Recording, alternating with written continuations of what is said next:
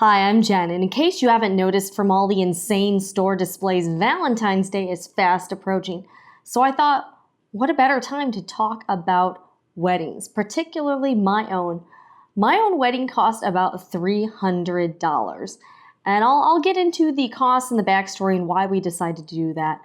And I'm very happy with what we ended up doing. My husband and I met in July of 2008, and we got married in December of 2008. We didn't know each other very long. I don't know if that's something I would recommend for every couple, but it ended up working out okay for us.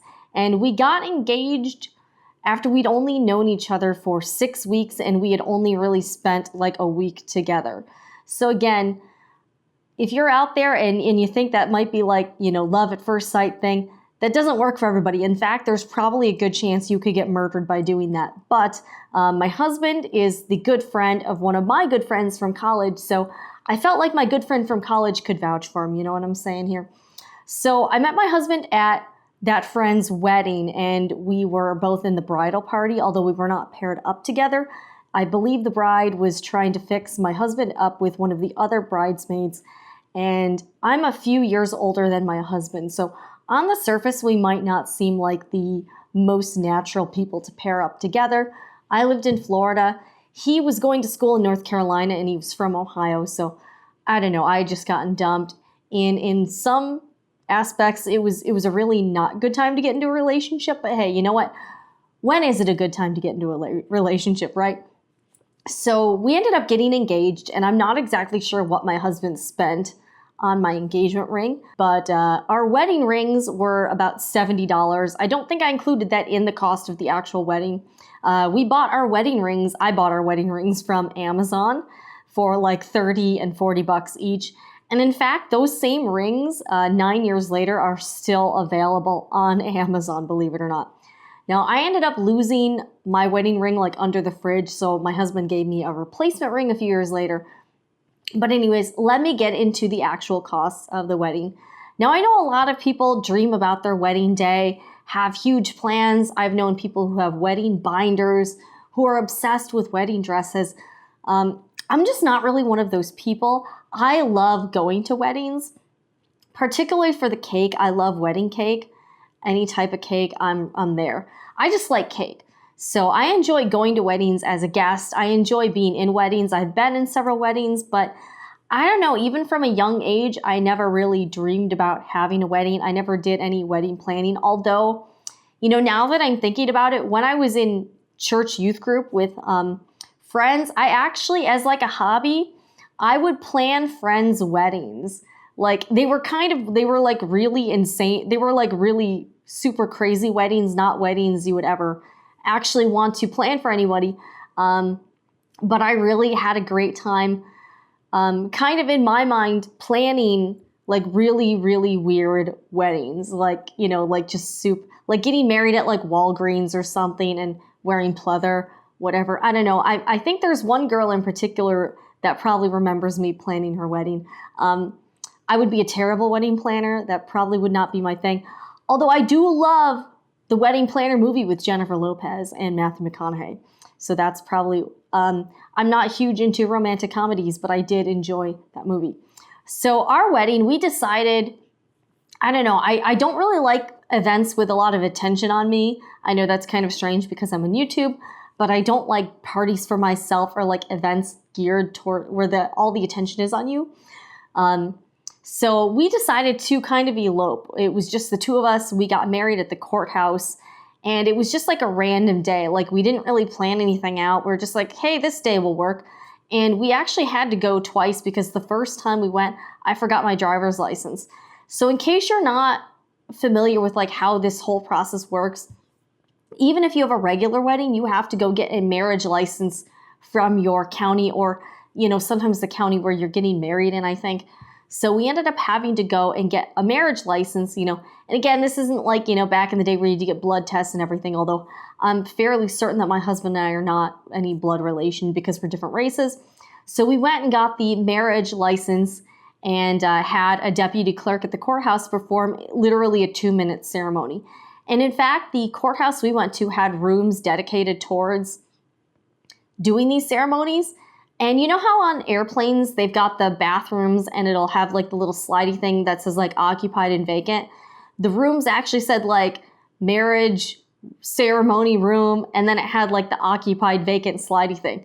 So I actually took a picture of it, and the ceremony was super short. I think for the license, and then I ended up getting 6 notarized copies. You do need notarized copies of your marriage license to do different things like get your name changed or like have your name, have things changed in your life, like especially if you're a woman and you are changing your last name to your husband's last name. So I believe that cost was like $111. The ceremony, like to get the guy to do the ceremony, it was like $30. And here's another fun fact. I bought a souvenir photo of us at the courthouse. It's a terrible photo, very unflattering to both of us. But I thought it was kind of hokey and fun. And it came in one of those like really cheap like paper like little folders. Kind of like how if you're getting your picture taken at the mall with Santa or the Easter Bunny. Or I would also liken the quality, I would compare it to getting your photo taken on a roller coaster and getting that souvenir picture afterwards. That's sort of the quality we're talking about here. Also, I'm including in that price, we decided to kind of splurge a little bit for us.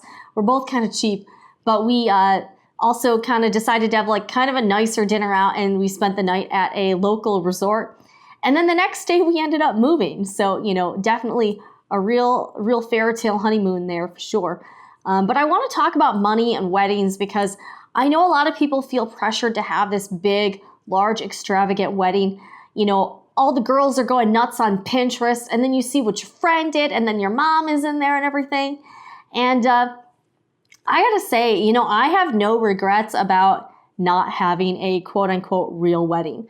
I've been married for 9 years, and in fact, there have been studies that show the cheaper the wedding you have, the cheaper the engagement and wedding rings you buy, the more statistically it is you'll stay married versus getting divorced. So I think those are some interesting things to keep in mind. And I don't even think for a second like, hey, I wish I'd had a wedding. I don't think about it at all. My husband and I have no professional photos together, so that's kind of funny. We have a few snapshots, but we don't actually have a ton of photos of us, like doing anything. So I don't know. There's that.